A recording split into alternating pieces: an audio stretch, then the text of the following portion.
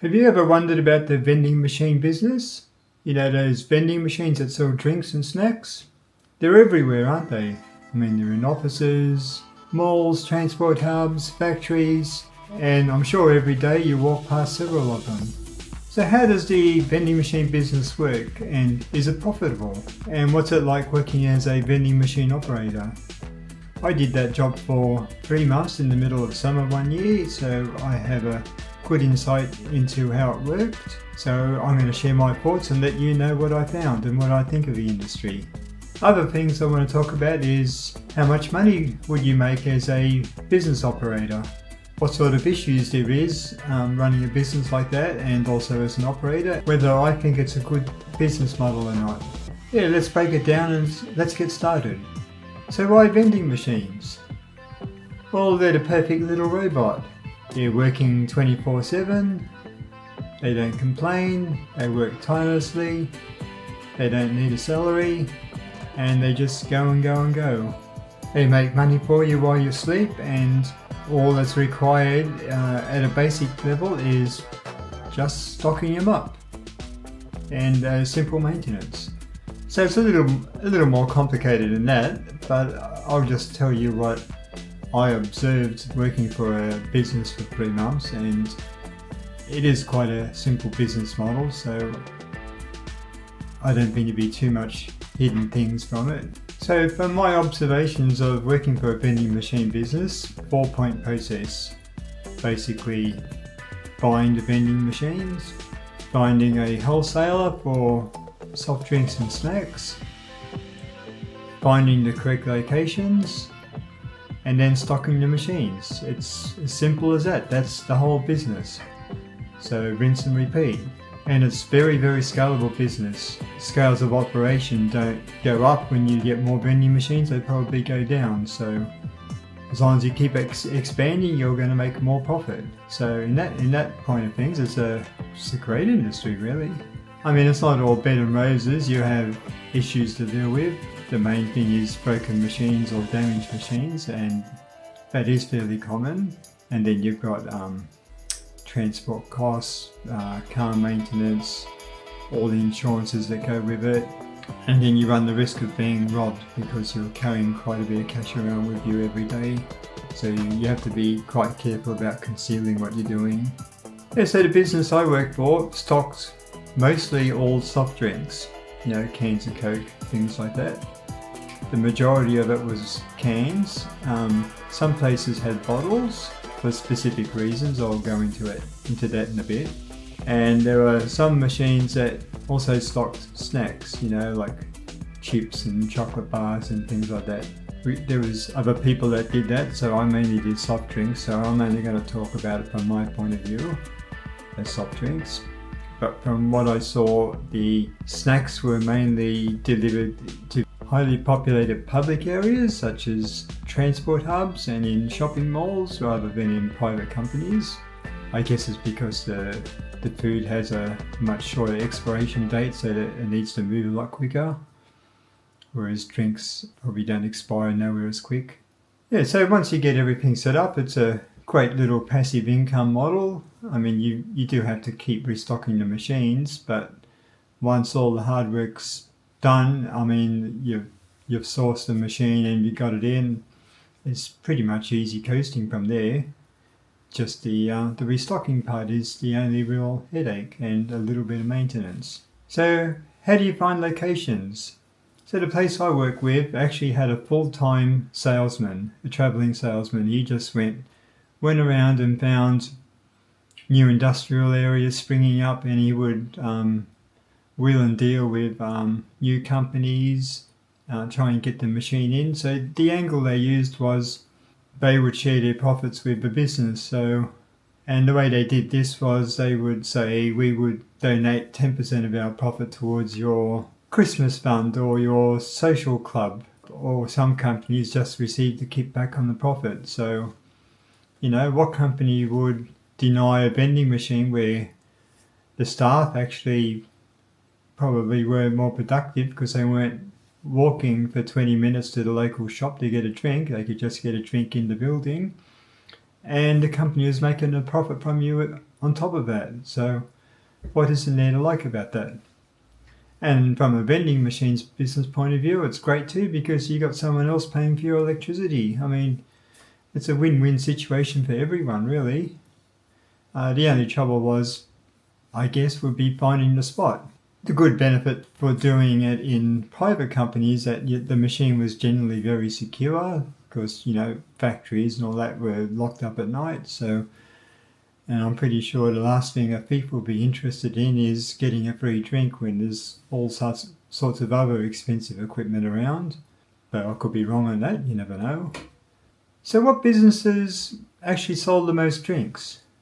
Well, I'm glad you asked. I had to maintain roughly about 50 to 60 vending machines per week from all sorts of different businesses. That included hotels in the CBD, schools, the army base, factories, offices, rooftops in call centres. I mean, you name it, wherever there's a group of people, they had a machine there. So one special case was we also had a vending machine in a psychiatric ward, and they put me in charge of restocking that machine. So the psychiatric ward was divided into two sections. There was the people who were deemed as just having mental issues, but they were not dangerous, and then they had the dangerous ones. So that was a little scary getting into that place. I had to go through multiple locked doors with an escort, and then I had to go into a room by itself with a vending machine, also behind a number of locked doors, to restock the machine. In that case, the only type of drinks that were allowed in the machine were soft plastic bottle machines for obvious reasons. So you can imagine you wouldn't want to be giving anything metal to people like that, because they'd be probably trying to do something to themselves or others. So I actually didn't enjoy going there, because it scared the shit out of me, watching what the people were doing and how they were looking and behaving. Yeah, so basically my line of work was I would drive to the depot. I would each day of the week I would have a specific route which concentrated on a small area of the city. So I would cover like 5 different areas of one part of the city per week. So it was all very well designed to minimize getting caught up in traffic and accidents, and to go drive against the flow of major peak hour traffic. So it was well done. I rarely got caught in heavy traffic, but I did sometimes, and roadworks. So I was supplied a very large diesel van. So every morning I would enter the warehouse and I would fill the machine up with drinks, and I'm talking a couple of tons worth of drinks. Then I would get my little roster, and then I would drive around, find somewhere to park, and then load all the drinks up on a trolley if they had an elevator or a ramp. Otherwise I would have to manually carry trays at a time. Give the machine a bit of a quick clean, check the coin assembly, make sure it wasn't caught up with stuff, and then restock the machine and rinse and repeat to the next place. If all went well, by the time I got back to the warehouse, my van would be almost empty. So there was minimal drinks to carry out.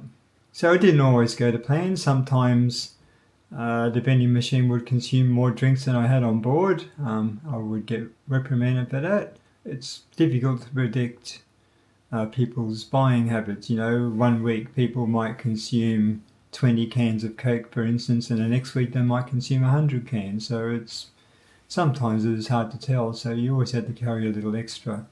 So apart from restocking the machine, I also had to empty out the coin trays. Those coins, they do add up after a while, so I was told and educated to carry coins around in such a manner that it wasn't obvious that I was carrying coins, because it would just make myself a target for someone trying to steal money off me.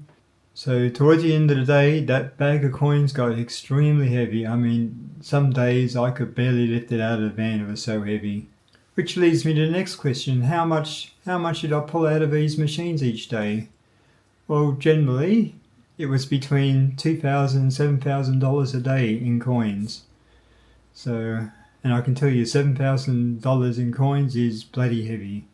And a little scary when you're walking around with that much money, because you don't know who's looking at you. So if you do the maths on that, if I roughly did, roughly I service 10 to 12 machines a day. I mean, if you do the maths on that, it's roughly about $200 per machine per week. I was maintaining about 50 to 60 machines per week, and you add that up, that's quite a bit of money. That's 10,000 to 35,000 a week coming out of 50 machines. So how much do these machines cost? Well, you can buy them secondhand or you can buy them new. When I was working there, the price ranged from as little as $1,000 all the way up to about $12,000 for the more fancier models. So if you do a bit of quick math on that, you'll find the repayment time on these machines could be anywhere from, say, 6 months to a year. So it depends how heavily populated or how much drinks get consumed. So in a good area, you could have your machine paid off in months, and then after that, it's just all pure profit. So what about damage to the machine? Well, I only experienced 2 types of damages. The main one with the coin mechanism getting caught up all the time was always schools. As little buggers thought it was quite interesting to stick matches and dirt and rocks down the coin chute to see if they could get free drinks. A lot of them had fake coins on strings, so thinking they could, because I used to find the fake coins, so they was thinking like a ring washer, they was thinking they could trick the mechanism and get a free drink that way. Usually it might have worked, I don't know, I never tried it myself, but eventually it got caught up and then the machine was useless, so someone had to come out and fix that. The other thing was in the factories, which is kind of understandable, I guess, because it's a very hot environment. When people have a drink, have a break and they want a drink, and then the machine swallows their money, people would start kicking the hell out of the machine. So we had that problem in factories. People would abuse the machines if they didn't get their drink, and then they would damage the machine, and then that would also need fixing. So there was a few cases where the company took a machine out of a factory because it just got damaged too much. So I guess that's the only negatives that I saw while I was working as an operator. Yeah, so after my 3 months I went back to my normal programming job. I didn't particularly like the job, even though I think it's an excellent opportunity if you want to start your own business, but as an operator, no. And I'll tell you why. Have you ever been around supermarkets and seen delivery people? They rush out of their truck and they run around, they do the delivery, they get people assigned for it and they rush back into their truck. Like they just haven't got time, it's just rush all day. That's what this job was like. You didn't have 5 minutes spare to relax or sit down or take a breather. It's just rush all day long. And the workload that was provided was done in such a way that you could just barely finish it in time if you rushed all day long. So, and in some cases I actually had to cut corners because it was slightly unreasonable the amount of work they wanted me to do. But the main reason was a push, no stopping, no pausing type of mentality for that type of job, which I didn't enjoy. So when I finished that job, I thought long and hard about, because I could see the potential and the money these people were making. I was thinking, geez, I should go buy a machine, just a single machine, somehow find some business to put it in and then just start building it up from there. I never got around to it because I got another job, and then, one thing leads to another, then you start forgetting about all these business ideas you have. So if you're thinking about starting that business, my advice would be to find some place where you could lodge one, or some new businesses or a new industrial area coming up. And then after you actually secure a deal, then go and get all the machines. So it might work out better that way. I hope this was useful to someone, and thanks for watching, and please like and subscribe. It helps grow my business. Thank you.